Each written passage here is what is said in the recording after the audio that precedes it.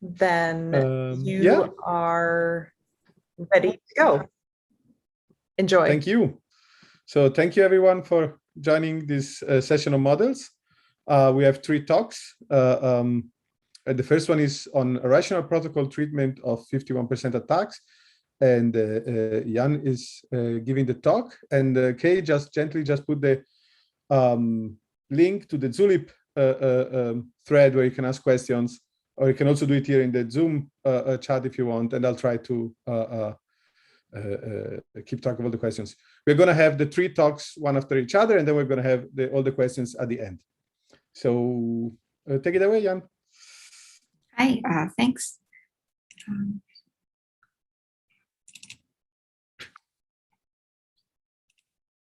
So, hi everyone. This is the short version of the talk for our paper, A Rational Protocol Treatment of 51% Attacks. And this is joint work with our co-authors, Christian and Professor Zikas. And you can find also the full version of our paper on ePrint, as well as the full version of the talk on YouTube. So in this short talk, I'm just going to briefly go through some of our motivation as well as a bit of our results.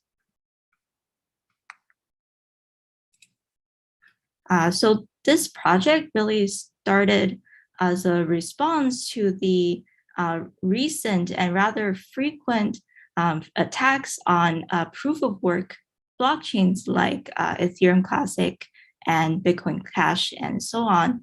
And these attacks, which are coined 51% attacks, and in these attacks, what happens usually is that the adversary somehow obtains a majority of power in the system, and they use this power to revert certain transactions, which allows them to steal essentially a lot of money from crypto exchanges. So the property that's been broken by these 51% attacks is what's called consistency. And very informally, consistency is a property that ensures that transactions that are somehow confirmed will not be able to be reverted or double spent later. And a bit more formally, it says that if you if you remove the most recent blocks in your chain, then the rest of the blocks and therefore the transaction inside them are going to be immutable. Oh, and typically what's important is that this property requires a assumption called honest majority, and this is exactly what's broken by a 51% attacker. So that's not great. And just as an example of how a 51% attacker might break consistency, let's say you have this chain on top here, then a 51% attacker essentially uses his the majority of power to create a private chain. And this private chain, since he has majority, is going to be longer than the honest party's chain.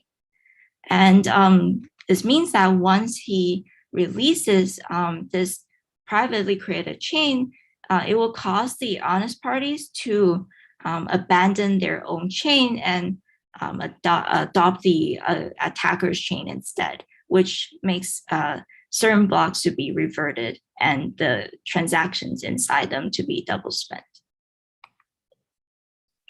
So, so it seems that it's kind of sad that there isn't honest majority, but what's nice is that the rational setting allows us to sort of circumvent this by saying it's okay if there's no honest majority hard-coded, but we can instead assume that the attacker has some kind of incentive. And this is really compatible with blockchains because blockchains inherently have incentives. For example, like block rewards, mining costs, and etc.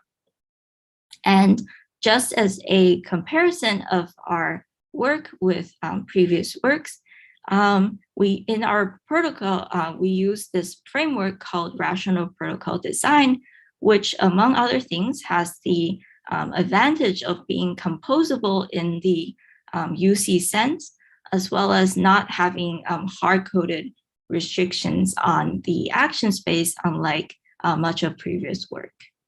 And under this framework, we modeled this 51% attacks. And just as a technical contribution, we point out and solve a overlooked issue in previous work, which we call unbounded incentives. And informally, this just says that you must make sure that your utility function does not grant passive strategies unlimited utility, or else this allows you to prove really odd things. So that's bad. So now that we've solved this issue, we finally turn to analyzing these 51% attacks and when they're profitable, as well as how we can prevent them by tweaking protocol parameters. And finally, your just time as is almost up, Jan. So you have to. The last slide. So just as a glimpse of our results, this is a graph that visualizes, plots the cost of renting hashing power with the estimated length of an attack. And what's more interesting is that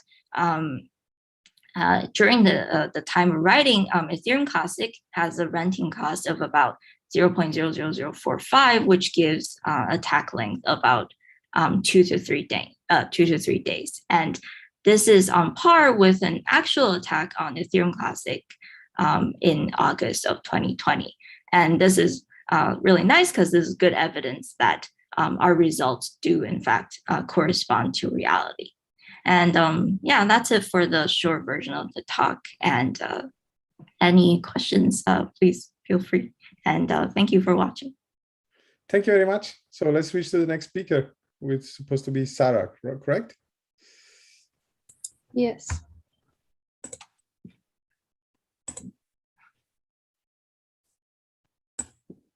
Can you hear me and see the slides? Yes. So I guess I will not steal any of your time by reading your title. You can do that yourself. Okay. So hi, I'm Sarah Rudniak, and I'll be presenting MOS, the Modular Security Specifications Framework.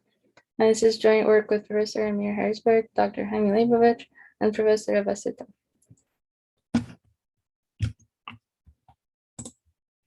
So unfortunately, many protocols are not proven secure, and admittedly, proving the security of protocols is not easy due to the complexity of protocols and specifications, which can include the assumptions and the goals. And there are a few existing approaches to protocol specifications. The first one is the informal approach, where we list the specifications as descriptions in words. Any of the specifications include assumptions, which we call models, and goals, which we call requirements. So the informal approach separates the models from the requirements, but it doesn't facilitate provable security. And while it's commonly used in systems papers, and it's natural for people to understand how you can make mistakes, and specifications from different works can be difficult to compare. So in the game-based approach, we define a game for each goal or for multiple goals. And the games are monolithic because they also include the assumptions. The game-based approach allows provable security, but in general, we don't have secure compositions. In the simulation-based approach, we show that a protocol is indistinguishable from an ideal system. For example, in UC, we use an ideal functionality to describe what a protocol should do. And this is also monolithic because the assumptions and the goals are all defined together in one ideal functionality. And simulation-based approach allows provable security, and UC also allows secure compositions, which is an important feature for protocols which are built from smaller pieces. In this work, we present MOS, which is a game-based approach, which uses predicates. So you have model predicates and requirement predicates. And in contrast to the typical game-based approach, MOS models and requirements are separate and independent. So it's like the informal approach, but they're well defined using predicates, so which allows proofs of security. So MOS is a game-based framework with well-defined formal modular specifications, which separates the execution process, models, and requirements. And the gradual separation, the modular separation allows for gradual development of specifications, and it allows us to conveniently reuse model and requirement definitions across works. So let me tell you more about MOS models and requirements. So on the left, we have examples of models we can define, and this includes adversary models, even in the middle, communication models like bounded for reliable or authenticated, and then clock models and other models. So take a menu where you can choose whichever models or assumptions apply to your case. And MOS models are clearly and independently defined using predicates. And then we enforce a model by looking at the transcript, which is output by the execution, and checking if the adversary satisfies the model based on the transcript. So when we are assuming a model, we're only considering adversaries for which the transcript satisfies the model with sufficient probability. As an example, here is a simple and reusable model, the bounded clock drift model. And the predicate, which is shown in the algorithm, just checks that the local clock values, which the adversary chooses, are always within delta clock of the real time, and that the real time is monotonically increasing during the execution. And similarly for requirements, we can again pick which ones we need. We can have generic requirements, which can be applied to different protocols, the PKI requirements, and other protocol-specific requirements. And then requirements are defined just like models. And we check that a protocol satisfies a requirement under some model, again by looking at the transcript, but only considering adversaries which satisfy the model. As an example, here's the generic no false accusations requirement, which ensures that an honest entity doesn't accuse another honest entity. And the predicate just checks that an honest entity doesn't output what we call an indicator of accusation for an honest entity. So briefly, let me mention two additional features of MOS.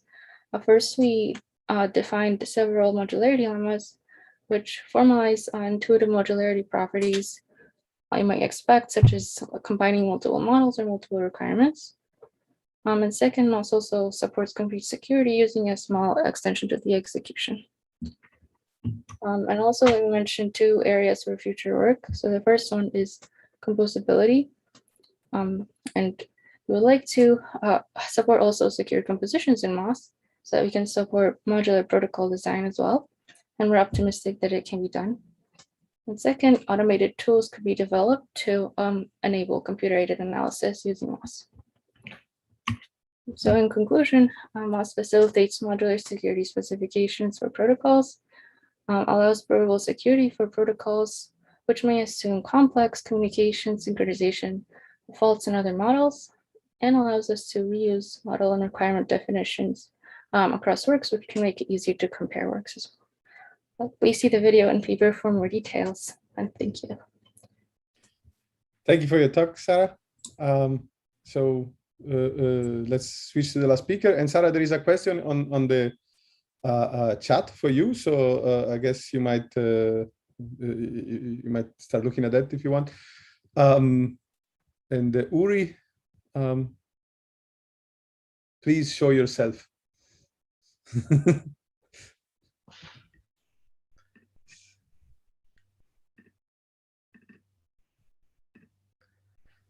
Okay. Yes. It's my screen. Yes. That's perfect.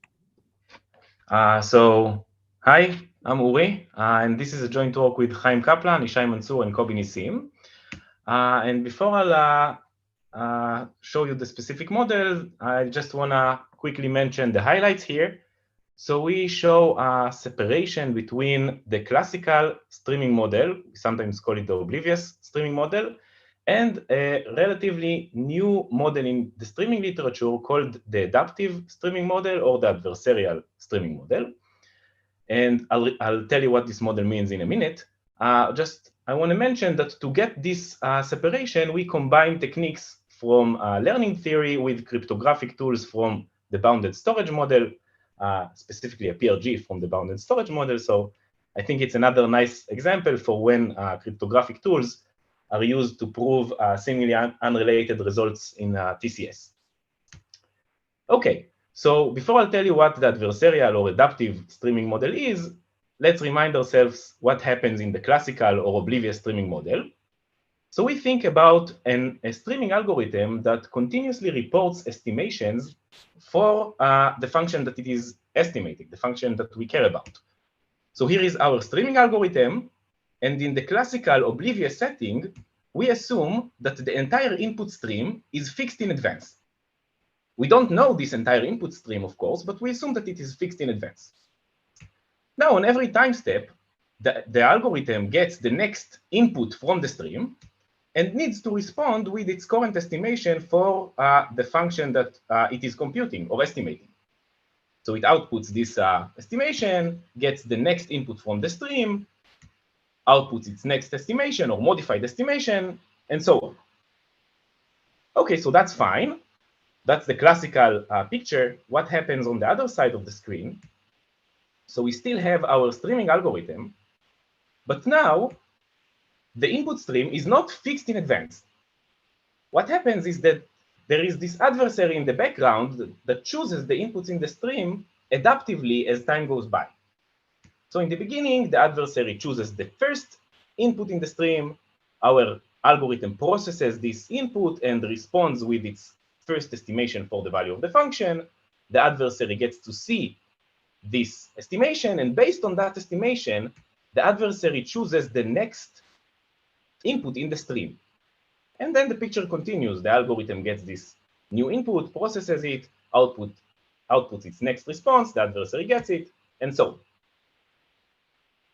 And as you can guess, the challenge now is that the inputs in the stream depend on the outputs given by the algorithm. And as a result, the inputs in the stream can depend on the internal randomness of the streaming algorithm. And that's a problem. That kind of breaks the analysis and also the correctness of many of the existing classical streaming algorithms. So that's the model, adaptive or adversarial streaming model. So here is a summary of the state-of-the-art results within this model. So first, there were several papers that presented positive results. What they showed are generic transformations that allow us to take a classical algorithm and transform it into an adversarially robust streaming algorithm, while incurring only a small space blow-up. And to understand what it means, small space blow-up, so it's based on the following notion by Ben Eliezer et al. That is called the flip number of the stream. So informally, the flip number of the stream, it's denoted as lambda. It's a bound on the maximal number of time steps on which the value of the target function, which we are trying to estimate, can jump significantly throughout the stream. And so there are many cases where the number of possible large jumps is small. And when that happens, then we are in a good situation because all of these existing transformations incur space blow-up, either linear in this lambda bound or square root in this lambda bound. Okay, so these are the existing positive results or positive or transformations. What about negative results? So first, there is this result by Hart and Woodruff from 13, where they showed negative result for adversarial streaming that holds for linear streaming algorithms. So that's, as a negative result, that's great, but like after the result, it was kind of left open that maybe, everything that you can do in the classical setting, you can also do in the adversarial setting, just maybe not using linear algorithms. So we show a general separation, so showing that this is not the case. We give a specific example of a streaming problem that you can solve very cheaply using only polylogarithmic space in the classical setting. But if you want to solve it in the adversarial setting, then you are stuck, and no matter what you do, you must use large polynomial space. And as it happens, like the blow up we get in our negative result is like till this tilde matches what happens here in the positive results.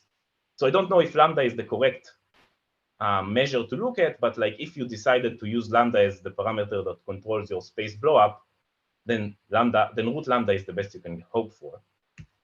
So just to summarize, in this work, we give the first general separation between the capabilities of these two models, the adaptive or adversarial streaming model and the classical oblivious streaming model.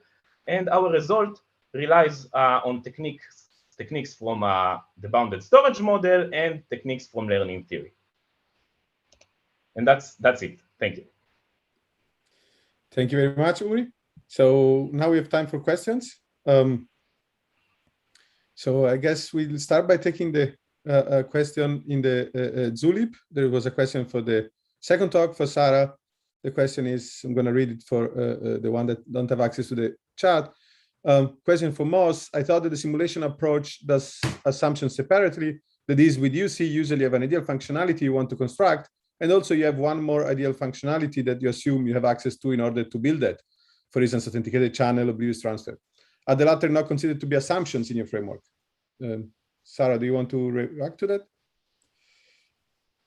Right. So I see Professor Herzberg also wrote something, but I think like that's a good point that some assumptions can be modeled in UC separately, but it's not like clear that all assumptions can easily be separated into distinct ideal functionalities.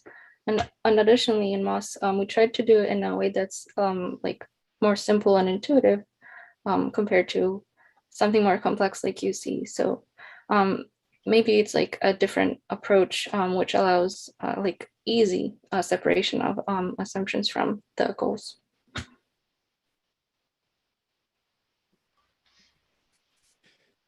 Thank you. Since you are already on mic, I also wanted to ask you, so if you could say something about the lack of composability in your framework, and you say that this is something they're working on. So what's the punchline? Why is it, what was hard in getting composition with your framework compared to previous existing frameworks? Well, it's composition is something that we're definitely want to have in our framework. It's something that we want to work on, and we believe it can be done because, well, for example, our models and requirements are defined in the same way. So it seems to be like useful to use like a model as a requirement for a higher level protocol and so on. But it's just something that we need to continue to work on. It's not like, I don't believe there's anything inherently more difficult in MOS compared to other like game-based frameworks, as far as I know. Claudio, can I add a word? Sure. Yeah, so we, like Sarah said, we actually, when we designed these models and requirements, that the plan of supporting composability was there. That is kind of led us to that design. And we do think that this is possible, but you know, game-based composability is not really available. So we don't want to overpromise, right? So we are optimistic, but we need to do the work carefully. You know how it is with, right? That's all. Sure. Okay. Thanks.